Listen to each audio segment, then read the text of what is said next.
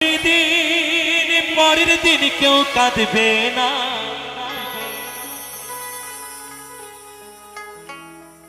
আজকে মরলে কালকে 2 দিন পরের দিন কেউ কাঁদবে না। যাদের জন্য করলা কামাই মরলে তারা চিনবে না। থাকতে সময় করো আমল, ঈমান করো খাঁটি। থাকতে সময় করো আমল, ঈমান করো খাঁটি।